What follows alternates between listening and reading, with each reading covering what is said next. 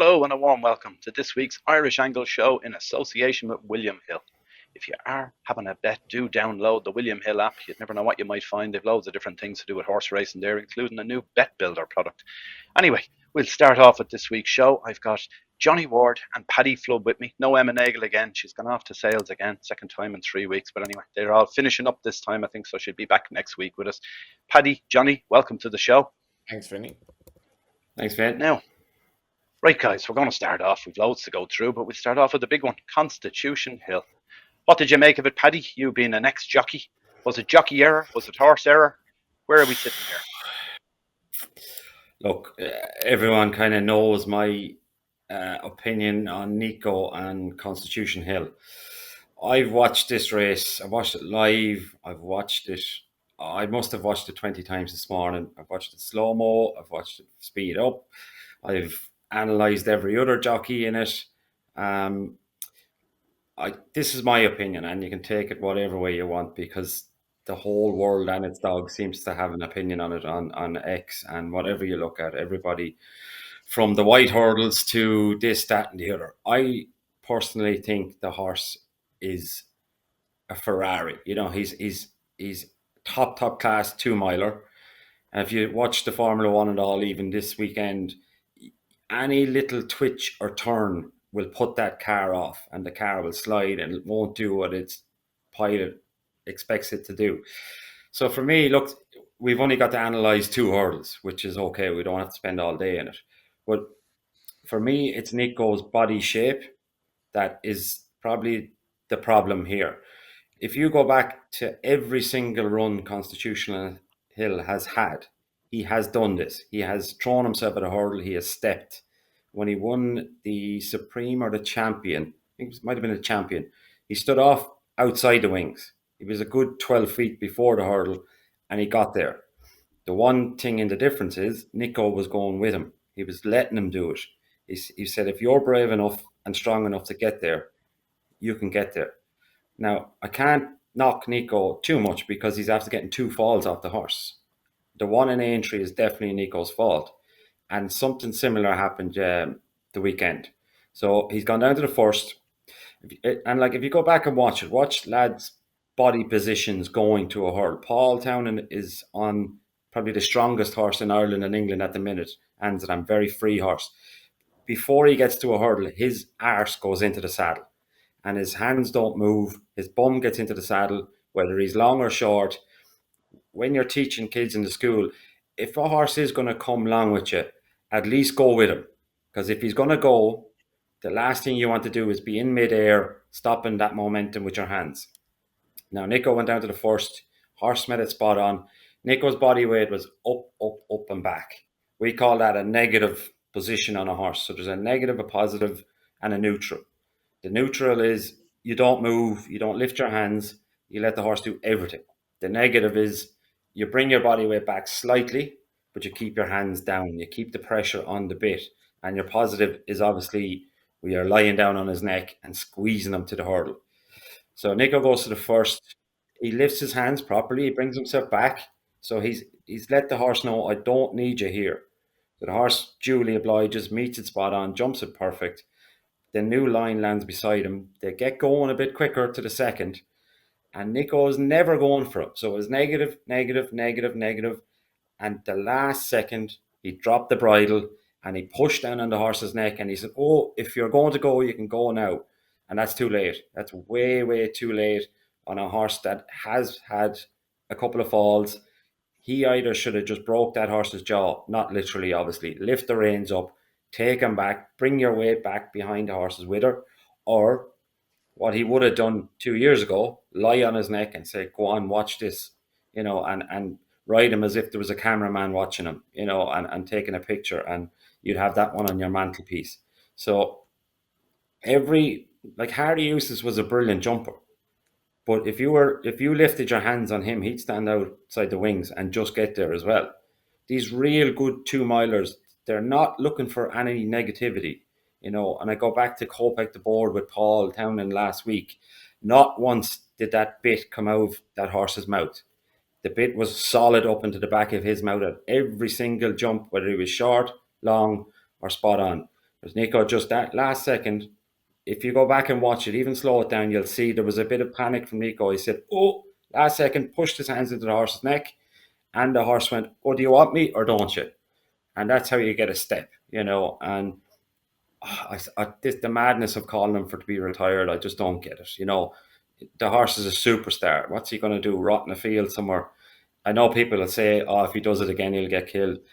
He didn't actually get that hard to fall the weekend. To be honest, he just slid more. I'd be more worried about the new line, but that's my 2 cents worth. Everyone else, as I said, and their dog has an opinion. But listen, the horse is brave, and he's a little bit indecisive at the minute from the falls, so he needs no help, or he needs all the help to either go down and wing it or come down and back off. And I'm sorry, but if we're on about retirement, why not try another jockey on him and let's see? Let's just give it one go. If it's the end of a horse he could be at the height of his career. He's a young horse with loads of, he could be anything. Could be the best we've ever seen. He's not at the minute. Why not give someone else a go on it? Because they've done all the schooling, they've done everything else. See what happens. Yeah, because they are talking about maybe going down a flat route now, which would seem a shame. Absolutely, I'd agree. For what I considered the best hurdler I'd ever seen, going back 2 years ago. But you talk about Nico. Look, you may be right there. I haven't got the expertise to judge that level of nuance when you're dealing with a jockey riding a horse down to a hurdle or a fence. But I see if you go back the last 4 runs, the horse has fallen three times with Nico. The only run he didn't fall was James Bowen rode him in Punchestown. Now he finished down the field, so maybe I could have ridden them to finish down the field if you go around the canter. I don't know, but just what do you make of that, Johnny? Are you in that camp? Do you think Nico de Boinville is the problem here, that they just doesn't suit the horse at this stage, whatever's gone on? Yeah, I suppose I'm a bit of a bottler as a journalist in that it's easy for me to call out Nico de Boinville because I don't deal with him every day of the week, and it's very easy for me to say that Nico shouldn't be riding the horse. I don't think I've ever met Nico. Nico is riding Constitution Hill not by virtue of his own talent, really. It's just by virtue of circumstance that he's riding for Nicky Henderson, and he rides this horse like Nico. I'm not an expert by any stretch on jockeys, and I've gotten into trouble before calling out jockeys. And when you listen to Paddy Flood there, that reminds me of how much I love racing people, welcoming the likes of me into the game with no racing background. Because a lot of what Paddy says there, I'd would be sort of new to me. So I'm just going on the feel of what I thought, is a good rider, what isn't a good rider. We had 2 Grade 1 senior hurdle races over the weekend with 11 runners, and 5 horses fell or unseated. That is unbelievable, like absolutely unbelievable. Horses are backed, like horses are 100 to 1 on to get round pretty much in these races, give or take. And Constitution Hill against that has fallen the last 3 times Nico de Boinville has ridden him, and he only got as far as the second on Saturday. That is a spectacular failure for somebody. Like whether it's the horse, the jockey, or the people who are schooling him, it's a spectacular failure. I personally would not, if I owned that horse, I wouldn't allow Nico to ride him again. He's had 3 goes at him now where he's fallen. And to me, again, what Paddy's explained it far better than I can. I think indecision. It's like if you or me, Vinny, ever ride a horse, you do get a feel that if you're giving them signals, even if you're up on a pony or you're up on a 20-year-old horse in the gap at Dunlow, the horse feels off you, and I don't think the horse is getting Nico's the feeling of confidence from Nico anymore. I genuinely don't. If he ever did, and like I see now this morning, retirement talk seems to have been put to bed for now. The horse definitely needs another chance, and for me, he needs another jockey. He just needs another jockey, because I thought Aintree was bad. I couldn't believe it on Saturday. And even if Nico were one of the most talented horsemen in the world, I think it's only natural now that he'll be nervous on Constitution Hill.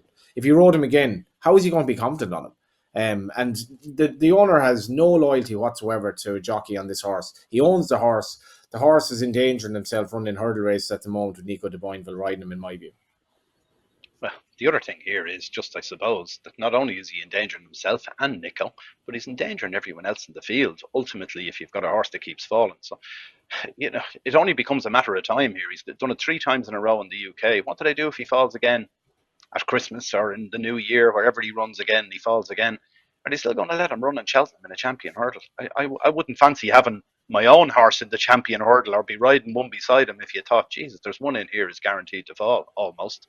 So like if he was a small Irish yard had a horse like him that just kept falling, I don't think they'd let him run the champion hurdle themselves. But presumably they won't take that action against the connections that are involved here. Anyway, we'll move on to loads of stuff to go through. Last weekend, we had some cracking weekends racing. And of course, Gordon Elliott, Jack Kennedy hit the heights again. 4 winners on Sunday. We thought it was good when they'd 5 out in Fair Hills in America going back a few weeks ago, but we didn't think we'd see it on a big day at Fairyhouse with it at 4. But some cracking performances. I see Jack Kennedy, 50th Grade 1 winner as well in his career so far, so he's bombing along. So I was only looking at that. I see that there are 75 Grade 1 races in Ireland and the UK each year, so I suppose he'd want to be hitting the 50 mark, wouldn't he, with the talent that he's riding. But what about that, Paddy? What stuck out for you over the weekend there? Some cracking performances. Yeah, really, really good performances. You mentioned Jack there. Like Finn, he's probably, if you add it all up, he's probably missed 2 or 3 seasons, full seasons with 5 leg breaks. You know, that's some doing to come back even and be in the shape. And I thought the highlight was, when Jack came in off Rolly O'Coolio, you could see emotion in him. He rarely shows it, because he's such a level-headed young lad. And I was watching at home and I was like, Jesus, that's this time last year, he wouldn't turn on the TV because his leg was broke. He was watching these horses run around with Sam Ewing on, and it just had a nice, good feel factor to it. So yeah, that was kind of my, like, aside from the horses, but watching Jack being there and being sound, that's kind of, it's great to see, because I don't know if one more bad fall does to Jack Kennedy, but I mean, he's still a young man, but he hasn't changed from 16 to where he is now. He's still the same Jack. He's still as level-headed, and you can see why Gordon loves him so much. And there's no coincidence that every jockey coming behind him is a good jockey, because they're watching him day in and day out, and that's how, it used to be in Desi Hughes. That's the way it used to be. You used to have 6 or 7 good lads there because the top lad was a good lad, and it's just great to see him on the track and firing. Yeah, great stuff it is, without a doubt. And what about the weekend for you, Johnny? Just Teahupoo Ballybourne. That was, we're back to the John Durkin again, are we? Another cracking finish, slightly different way it came about, but it was I couldn't split them at the line, I have to say. Watching it on a small enough screen, I wasn't sure which one had won. Were you sure? No, definitely not. It was one of those proper photo finishes when you just didn't know. And I love that at the race, whether at the races or you're watching on TV or whatever. It's really, really hard to know if you're commentating. Difficult to know. And on a word on Jack, like, he's ridden 234 for Gordon this season. Very few outside rides for the moment anyway. But I did ask him last week, is he kind of picking and choosing his rides a bit? Because as Paddy said, like, one more leg break. I mean, how many more leg breaks could Jack stomach? But he basically replied no, like, and he's obviously in the title race, and he's had an unbelievable season so far in just getting back on the horse. And it's very hard to remember him making any mistakes. And like, you're on about Nico de Boinville getting on Constitution Hill, or vice versa with Nico on Constitution Hill. Like, Jack to have that mental resolve to just go at it again is like, he's kind of like a kid who is almost like Maradona on the pitch, who keeps getting fouled and keeps getting kicked but keeps getting back up. And there's a lot to be said for that. Like, that he doesn't reveal himself very much. He's always been very, like, the Kennedys are a fairly understated family from my dealings with them. Like, they're never getting too excited, and they're just brilliant people to be around. But that, as Paddy says, like, that emotion he showed, the big race itself was an incredible finish. It was kind of almost raised more questions about the talents of Ballybourne. Where is he going to go this season? What's his ideal distance? He was very, very keen early on in the race. For me, my highlight was probably O'Coolio. It wasn't the strongest Rinmore, let's be fair. Even though Gold Dancer has a high rate, and I'm not sure where he'd rank in the Arkle betting or anything like that.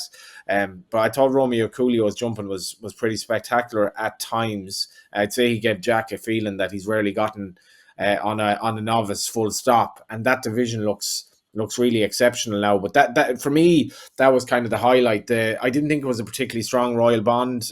That's a race that's now a grade 2. The novice hurdle was definitely an interesting race. Monge 2 looked pretty good there. He was well backed as well.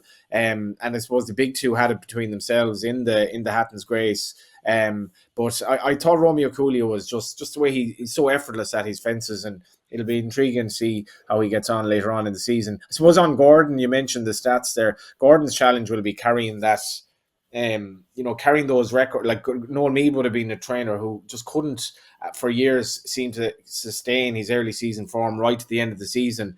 And you see with, like, even though Willie trained 2 horses who were hammer and tongs last weekend in a Grade 1, his horses do seem to kind of maintain their form or even improve as the season goes on. And you don't need me to say that Gordon won't have been overly happy with his Cheltenham record the last couple of seasons. Like, he wants to be winning bigger races, so his challenge will be to maintain that that level of to maintain the horses that he has into Cheltenham, more so than handicappers, but proper Grade 1 horses running to their level at Cheltenham. And maybe sometimes in recent seasons Gordon's horses just haven't been quite good enough. He hasn't had maybe a proper start to take on Willie's horses, but that'll be his challenge this season. I think he's as hungry as ever, and it's going to be it's going to be a fascinating title race in the Jockey Championship as well.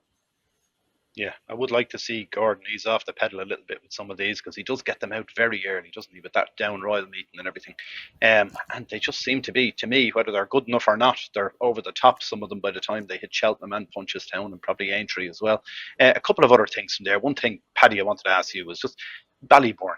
It was a cracking run, but I've never seen a horse have his head so low in the first half of a race. He was practically eating grass for the first 4 or 5 hurdles. What did you make of that?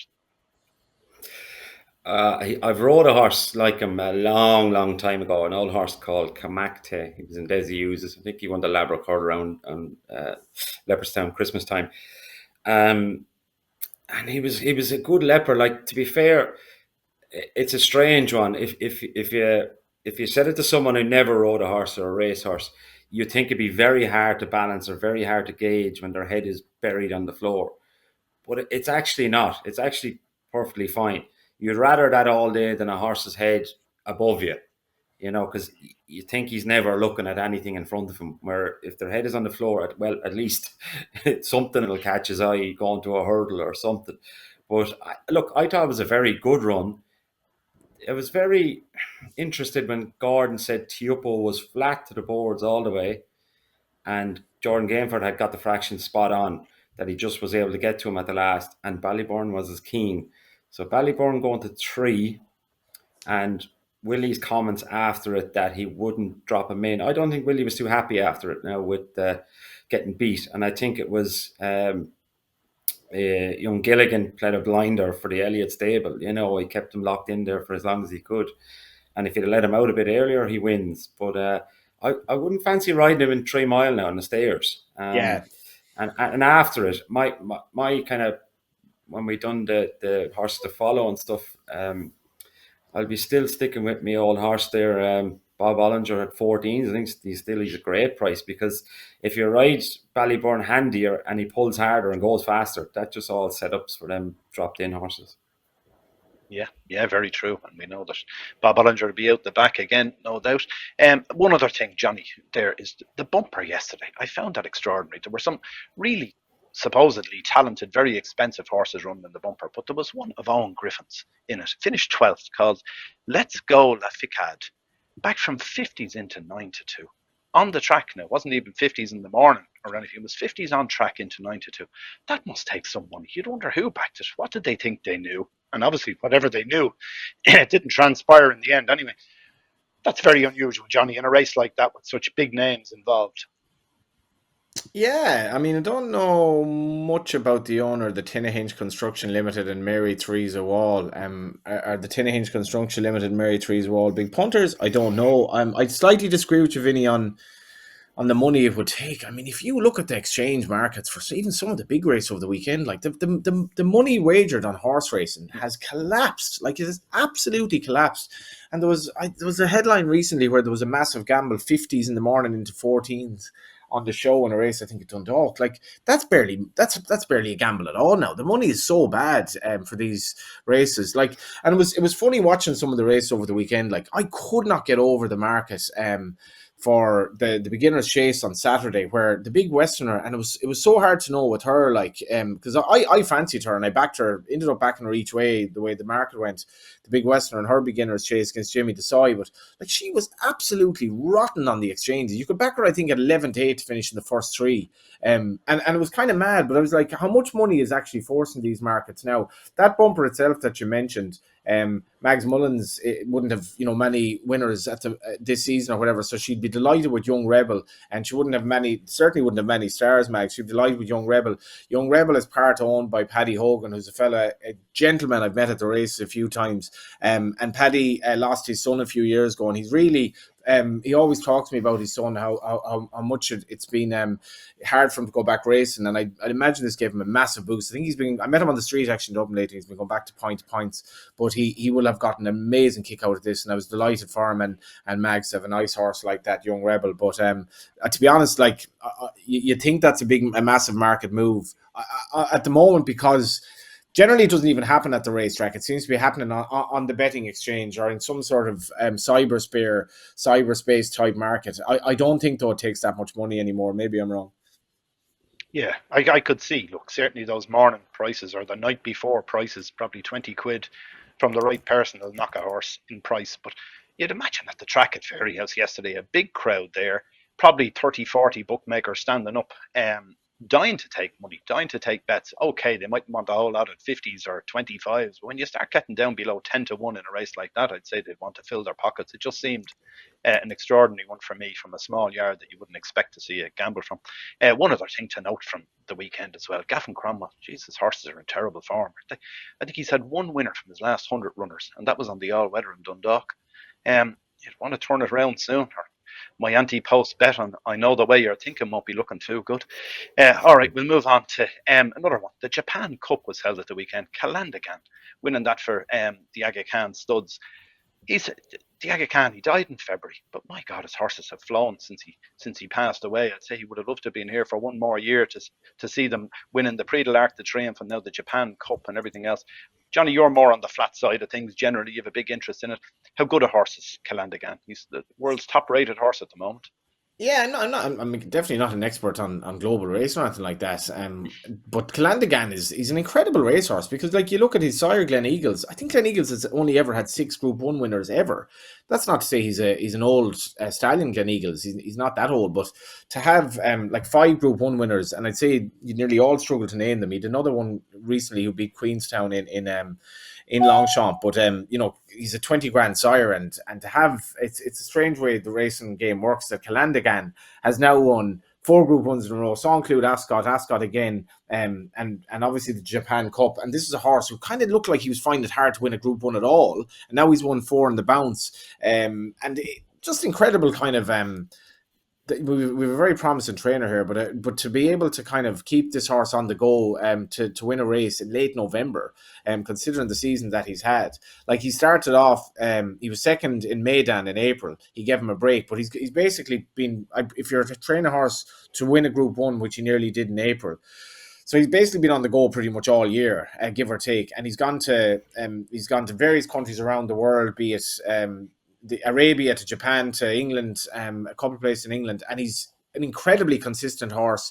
Has run 14 times, first or second all bar once, and the other time he was third. And now he's going to, like, whatever he does after this, he'll go down as one of the truly, like, consistent race horses. But it's just remarkable the way it works, because Glen Eagles is probably written off as a kind of a fairly standard stallion now, like, but he all of a sudden he's had 5 Group 1 winners ever. He's had but 2 lately, and probably the best horse in the world, and very, very likeable racehorse, just the way he travels. I'd say he's a dream to ride, and massive vindication for Mikel Barcelona as well. Yeah, he didn't just win that Japan Cup, he hacked up. It looked like a claimer in Dundalk he was winning. I couldn't believe how well he won it. Anyway, we'll move on. Another thing, Hurling for Cancer. I see they announced last week after their annual fundraiser that was held. Where was that held this year? Down in Kilkenny or somewhere, was it? Or I can't remember exactly where they held it. Carlow, maybe. I think it's Dr. Cullen Park, yeah. Dr. Cullen Park, yeah. Raised 215,000 this year. That's the most they've raised any year. A total they've raised since they started this in 2011 is 1.66 million, which is astonishing stuff. It was started by Jim Bulger and Davy Russell. Have you ever played in it, Paddy? No? No good with a lump of ash in my hand, Vin. Never claimed to be, but I think it's, they deserve some pat in the back for this. And it just goes to show you, whether it's money or not, if you put the right people with the right ideas and doing things for the right cause, what can be done.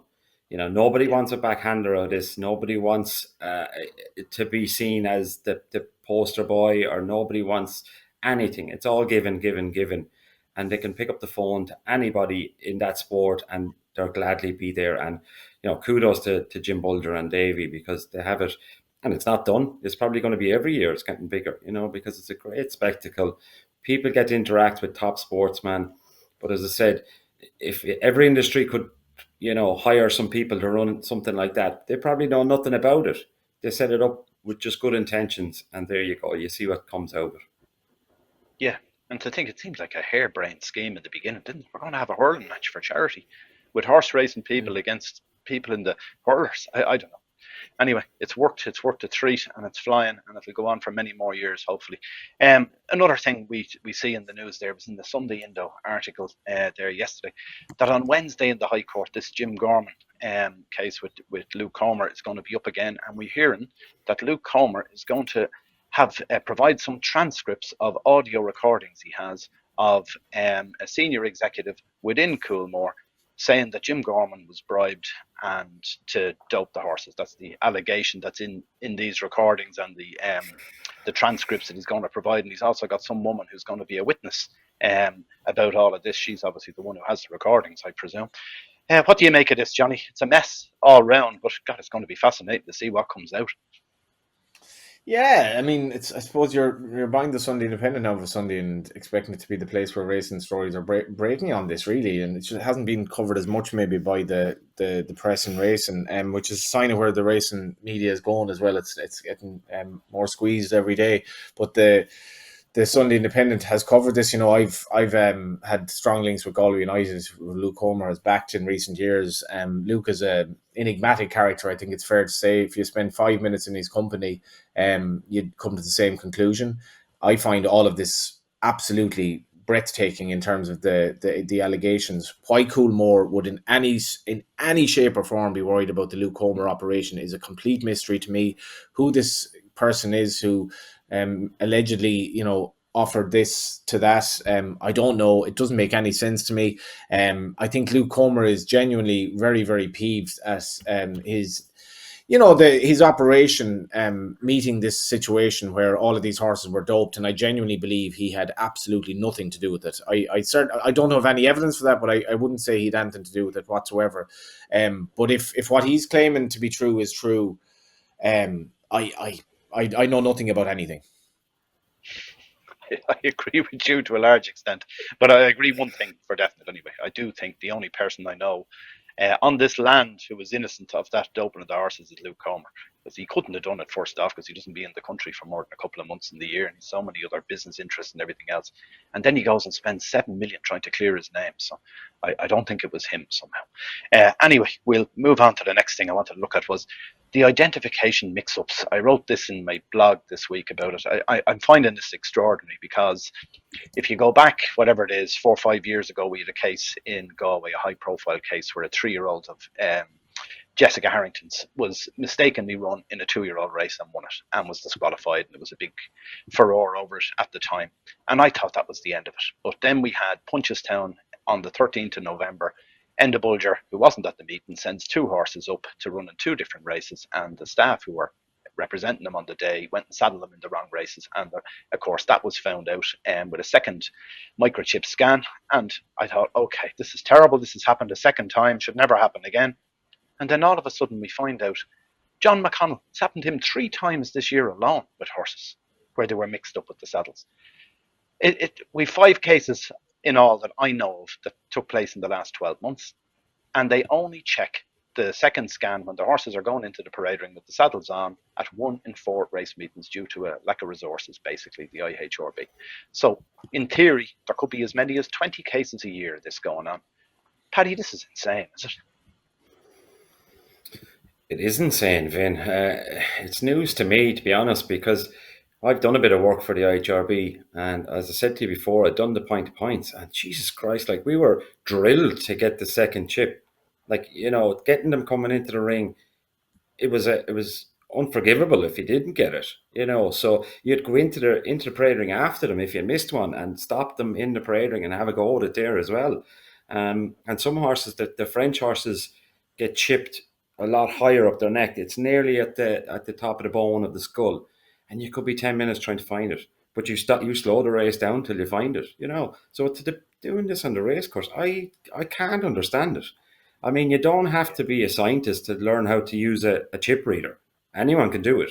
So you can hire someone part time, or you can hire two people part time, or hire a full time person to just do that job. I honestly thought when you said 1 in 4 does it, I thought it would have been 3 or 4 meetings. They'd be doing it. It just doesn't make any sense with all the money we have, with all the punting, and with all there's so many things you can throw a shade at in horse racing. And this is just opening a full can of worms for people who know nothing about it and have a bet and like to have a bet. Yeah. It's very easy to say, well, that's just a corruption, true and true, which we know it isn't. It's just a bit of, I don't know, like what would it cost to hire someone a year to do it? Would it be 30 grand? Do you know? Or it's hard to know, I suppose, yeah. It's hard to know, yeah, but it has to be done. Has to be done, yeah. It's fundamental, isn't it? Like you talk about people who don't know much about racing. I know as much as I think I should know about it, but yet I can't believe this is happening so often. You presume. Look, we talk about racing the weekend, Teahupoo against Ballyburn. You talk about all the different races. You'd like to think it was Teahupoo beating Ballyburn, wouldn't you? That's fundamental stuff. Like you know what I mean? Some say, no, that wasn't really Teahupoo. He's a much better horse. He'd turn up in Cheltenham in March. Like this is just insane, isn't it? To think that. What about it, Johnny? Is there have you any stats in for England, Vin? Have you looked at any of their stats? Do they do it, or what way do you think that is? I don't know what goes on. I presume. Look, I presumed this wasn't even an issue. I didn't think it was an issue at all. In any sense, I didn't think it was an issue. In the same way, you presume when you see a horse is in a handicap and he's due to carry 11.4, you presume he carries 11.4. That he hadn't got 6 stone on his back or 22 stone on his back. These are just the fundamental things when you study form or have a bet in a race. You presume all those things are already sorted. So I don't know. What do you make of it, Johnny? Did you think this was going on?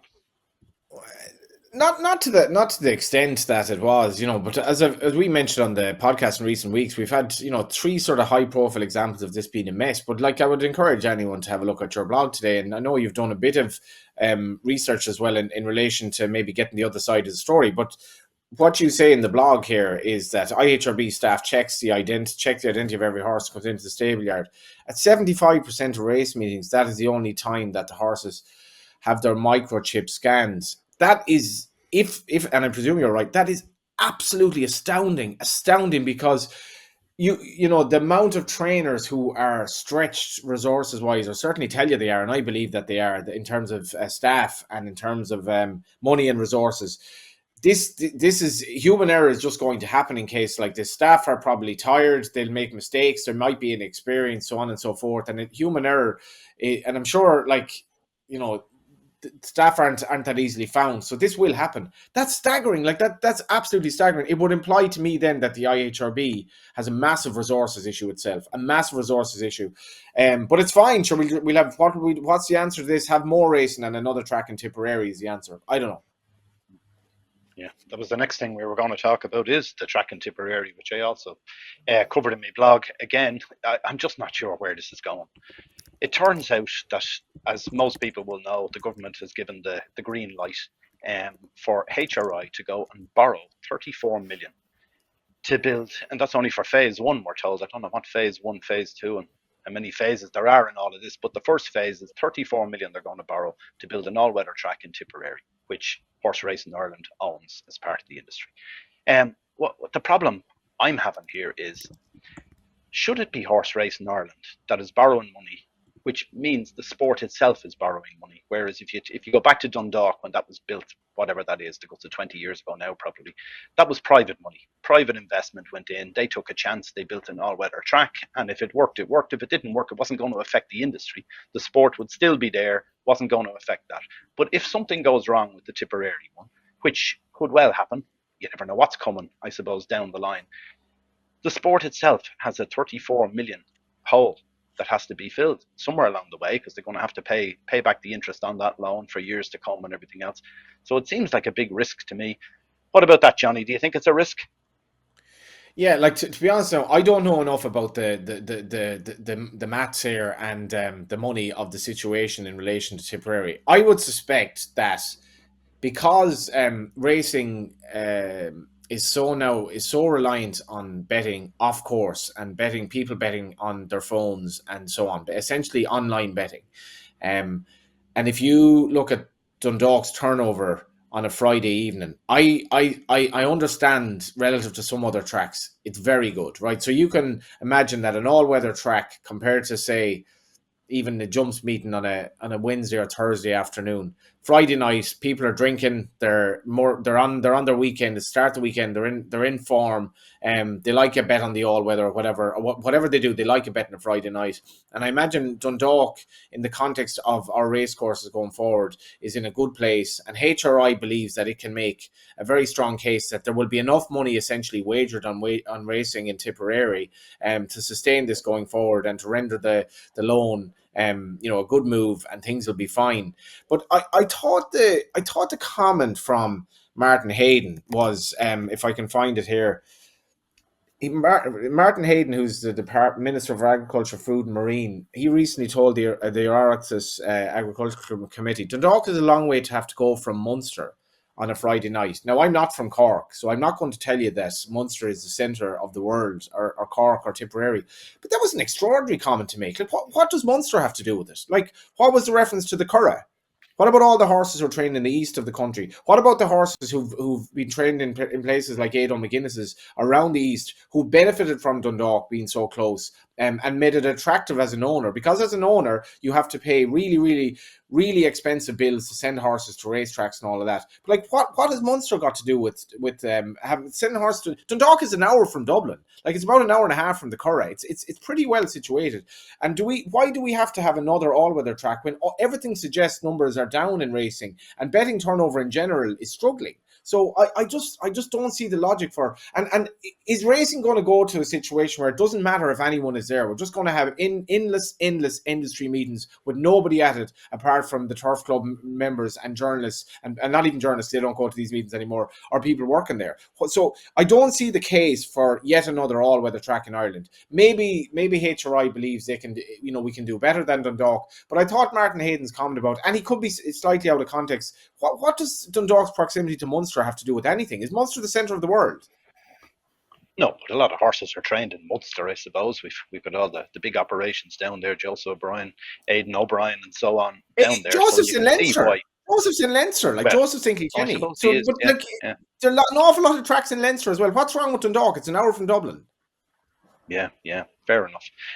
Anyway, what about that, Paddy? It's not your side of the game particularly, but Dundalk realistically has been underutilised. It's up to about 70 odd meetings a year, I think, at this stage. It could race 365 days a year. They could have 2 meetings a day up there if they wanted, an afternoon and an evening.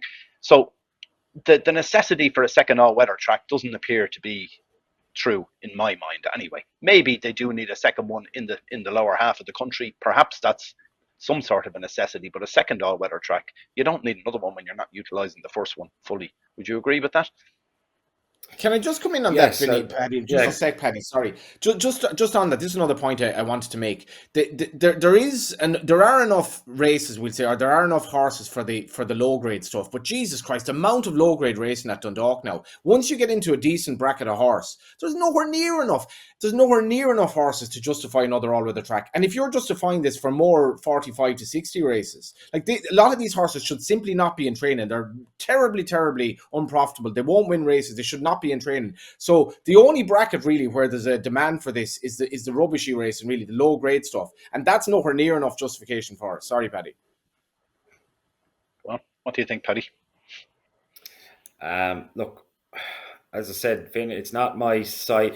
The only thing I will say is, if we're bringing these questions up, there's been murmurings of an all-weather in Tipperary for as long as I can remember, and it's probably going back 10 years. I don't know. Like, it will help the trainers down below that end of the country bring a horse to a barrier trial or a gallops, but is that worth putting 37 million into something just to accommodate them? I don't think it is. Now, you're going to have people who are going to be hired down there, but as Johnny says, like, Dundalk is great there on a Friday night. you know yourself, we go down to our local there, the Bush Pub, you'll have you'll have the 5 or 6 old boys there sitting at the bar every Friday having a few bets, and it's nice. Where does Tipperary? What night does it run? Does it run Saturday nights? And how do you pay staff? And are staff just going to work 7 days a week for 24 hours a day? It's that side of it is, I don't know.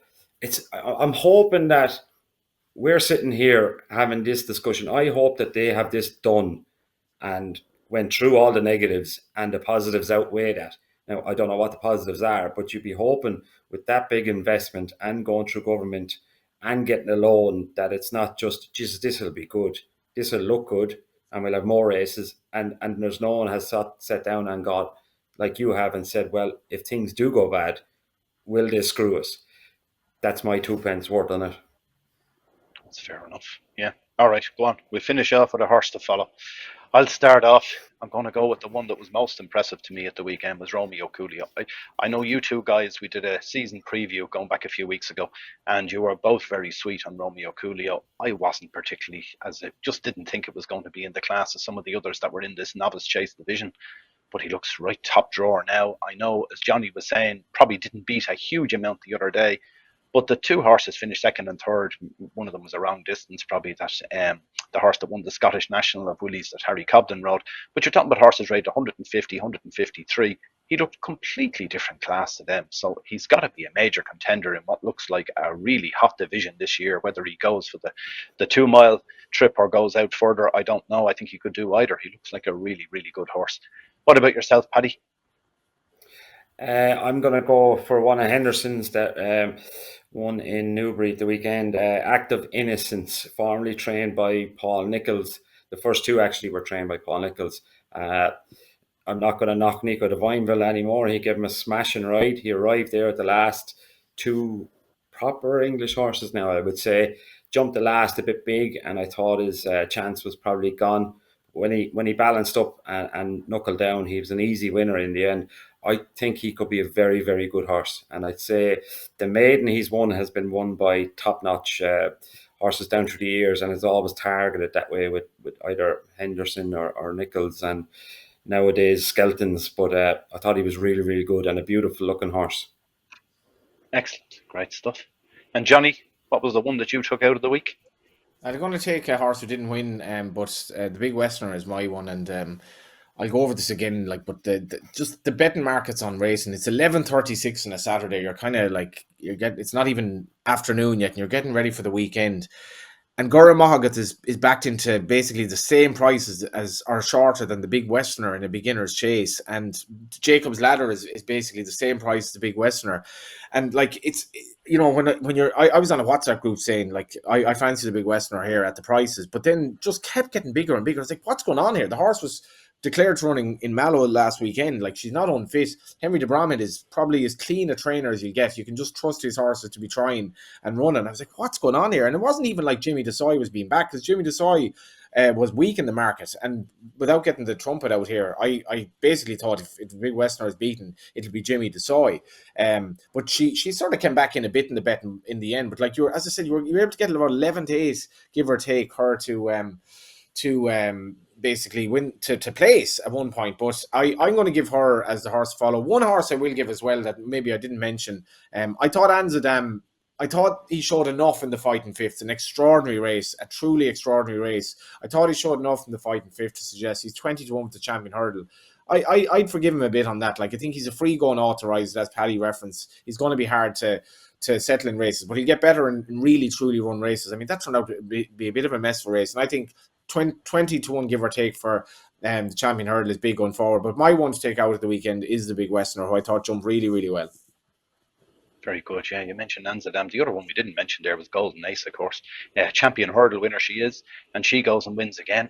She was bought for 12 grand, and she's won over $500,000 and a Champion Hurdle. Fantastic stuff, isn't it? Stuff of dreams. She could win a second Champion Hurdle the way things are panning out at this stage. She might be the only one who turns up, because Lossie Milton being the mares. So there you go. Anyway, thanks for watching. Do gamble responsibly, and we'll be back again next week with something similar. Well, actually, I probably won't. Emma Nagel will sit where I'm sitting. So anyway, see you all again soon. Bye for now.